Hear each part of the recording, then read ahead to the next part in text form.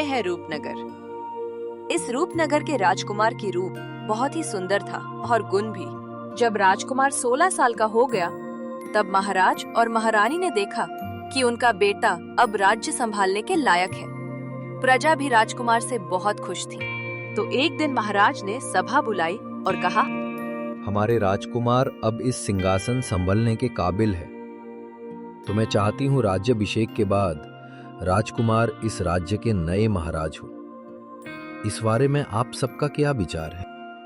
अति उत्तम महाराज। अति उत्तम। महाराज, आप मेरे पिताश्री हैं। आपके हुक्म ना मनने की हिम्मत नहीं है मुझ में, लेकिन इस समय मैं इस राज्य की जिम्मेदारी नहीं ले सकती। आखिर क्यों?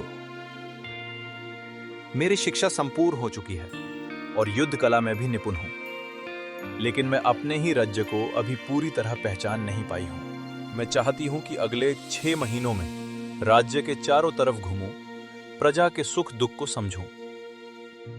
मैं अभी तुम्हारी जाने की इंतजाम करता हूँ। मेरे साथ मेरा 3 दोस्त भी जाएगी। अपना ध्यान रखना। राजकुमार अपने तीनों दोस्तों के साथ पूरे राज्यों में घूम के प्रजा के सुख सुविधाओं के बारे में जानने लगे।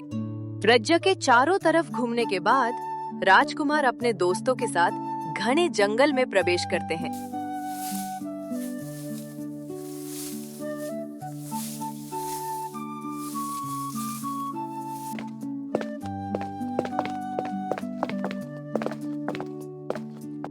दोस्तों, अब वहीं पे थोड़ा आराम करते हैं। बहुत जोर से भूख लगी है।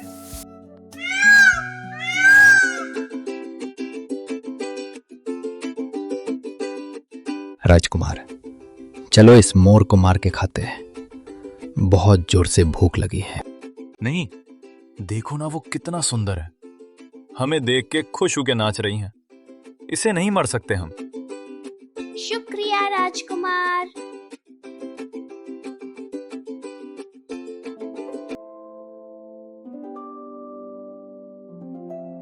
फिर क्या हम इस हिरन को मर सकते हैं? राजकुमार, अब मुझे खाके अपना भूख मिटाइए। जो हमारी भूख मिटाने के लिए अपना जीवन दान कर सकती है, उन्हें मारना ठीक नहीं होगा।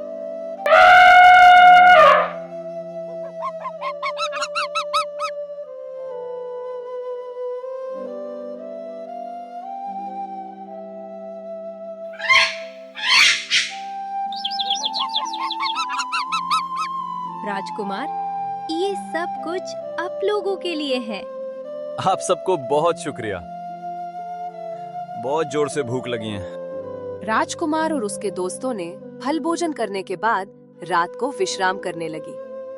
जंगल के जानवर पक्षी अन लोगों की पहरेदारी करने लगी। जंगल के पशु पक्षियों के दिल में इंसान के लिए इतना प्यार है, ये मुझे पहले पता नहीं था। इसीलिए जहां फल भोजन करके हम अपना पेट भर सकते हैं, वहां बिना वजह हम इन जैसे जानवर को मार कर खाते हैं। जब मैं राजा बनूंगा, तब इस देश से जानवर शिकार करना बंद कर दूंगा और कह दूंगा, जंगल से सिर्फ सूखे पेड़ ही कट्टा जा सकती है।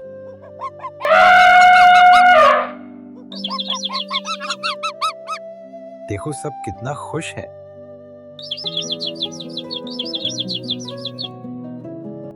दोस्तों, अब हम चलते हैं। आप सबको बहुत शुक्रिया हमारा इतना ख्याल रखने के लिए।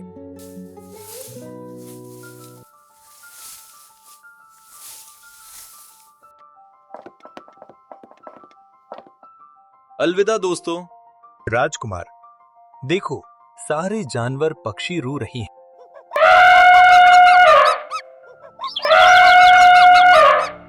मुझे लगता है हम सब चले जा रहे हैं, इसीलिए दुखी हैं। मुझे भी यही लगता है। राजकुमार, हमें वापस लौट जाना चाहिए। हो सकता है आगे कोई मुसीबत हो। हाँ, देखो ना, कोई नदी के इस पर नहीं आ रहे हैं। अगर ऐसा है तो मैं जरूर जाऊंगा और उस मुसीबत का सामना करूंगा और इस जंगल बसियों को उस मुसीबत से आजाद करूंगा।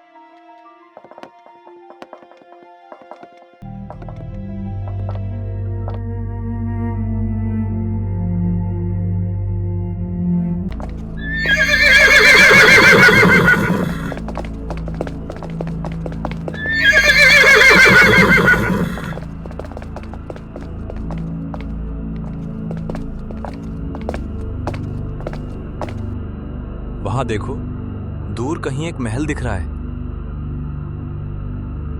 चलो उसी दिशा में चलते हैं।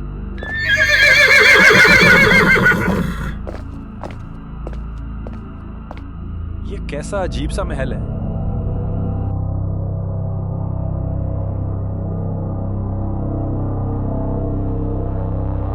मुझे लगता है ये महल मायावी है। राजकुमार, हमें वापस लाओ जाना चाहिए। नहीं, मैं देखना चाहती हूँ इस अजीब सी महल के अंदर क्या है। राजकुमार अपने दोस्तों के साथ मायापुरी के अंदर प्रवेश करते हैं।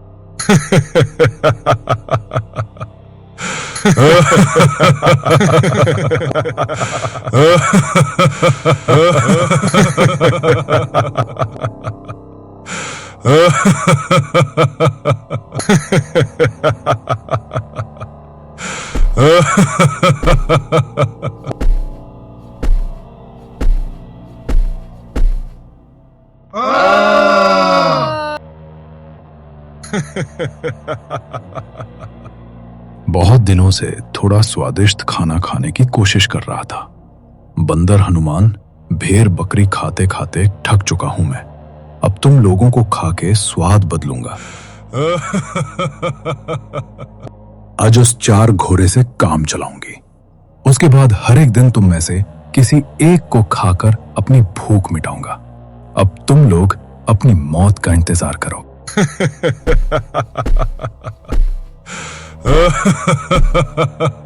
राक्षस चले जाने के बाद दुख से सब लोग रोने लगे।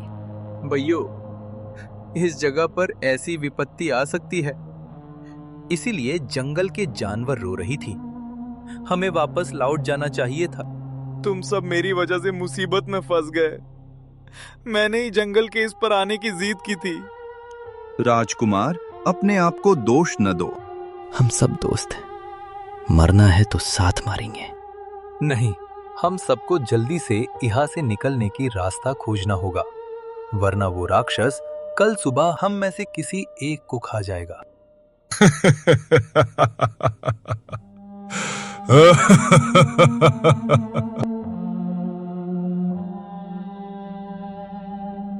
बहुत दिनों बाद घोड़े की मांस मिला। बहुत स्वादिष्ट था।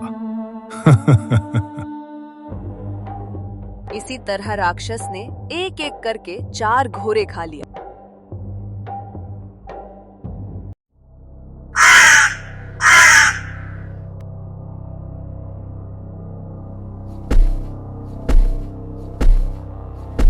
चल बता, आज पहले किसे खाऊं?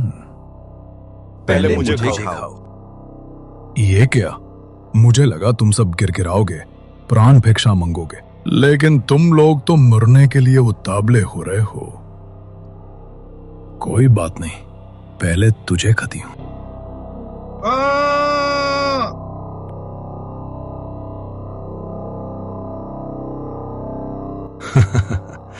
आती उत्तम।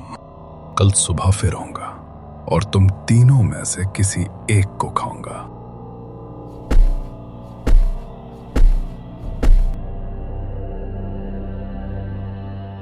अगले सुबह राक्षस फिर से आता है और तीनों में से एक को खा जाता है।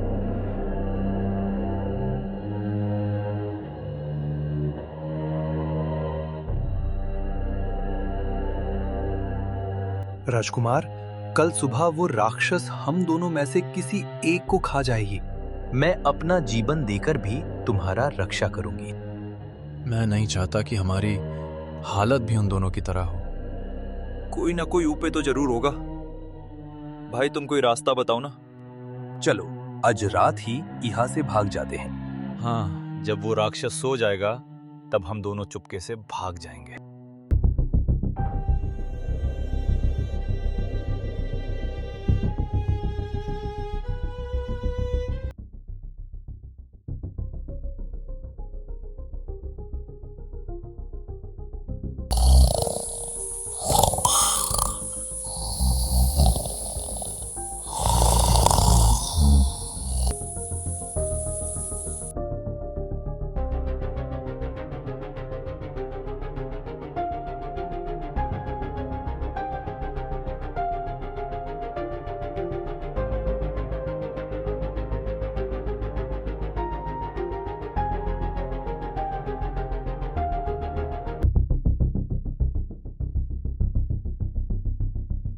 भाग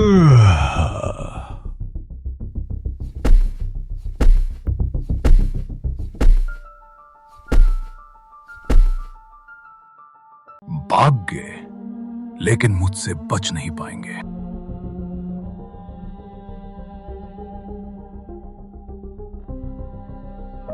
जितने भी कोशिश कर ले दोनों, मुझसे बच नहीं पाएगा। राजकुमार, तेज भागो, राक्षस पीछे आ रही है।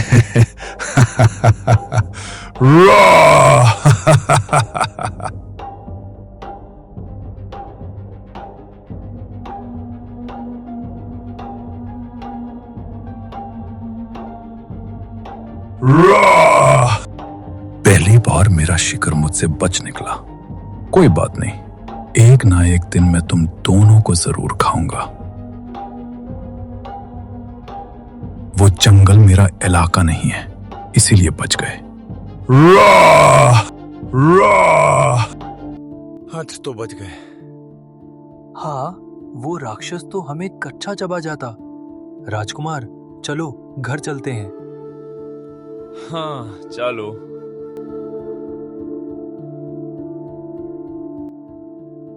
राजकुमार और उसके दोस्त चलते चलते घने जंगल में खो गए। रात हो जाने की वजह से एक पेड़ पर विश्राम करने लगी।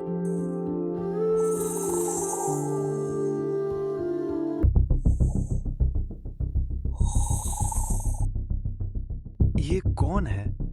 अंधेरे में दिख नहीं रहा।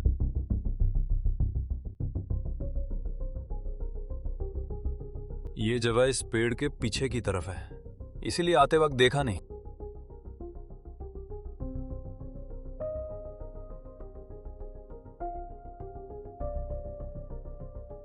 इतना सुंदर हीरा मैंने आज तक कभी नहीं देखा। राजकुमार, ये हीरा अभी के लिए है। अब इस जंगल के रक्षक है और इस हीरे का भी। उठा लीजिए। आप कौन हो? सामने आइए। आप मुझे देख नहीं सकती। हीरा उठा लीजिए। राजकुमार हीरा लेकर गुफा के बाहर चले आते हैं। रुक जाओ, मेरा हीरा मुझे वापस करो।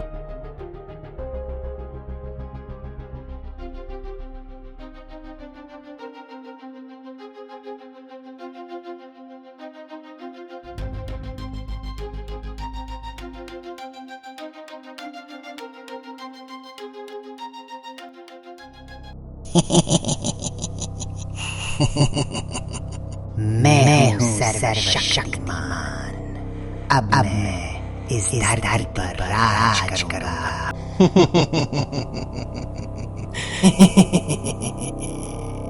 आप हमारी राजकुमारी को ठीक नहीं करेंगे? मैंने वो हीरा लाके दी ना आपको। नहीं करूंगी, बदमाश पक्षी।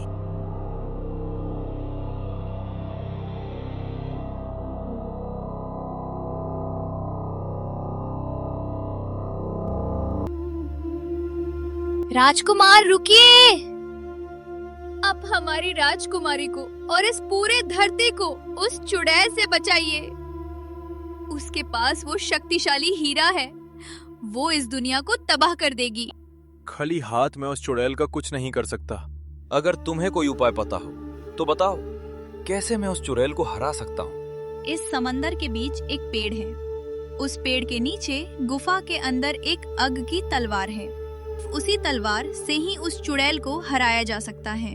तो तुम मुझे अभी वहां ले चलो।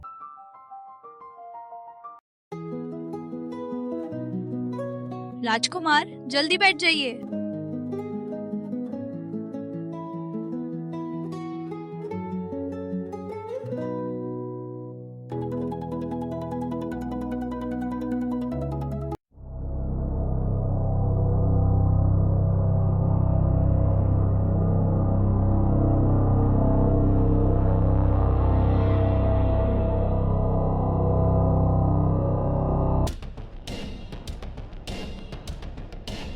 आइए, अब दोनों का ही इंतजार था।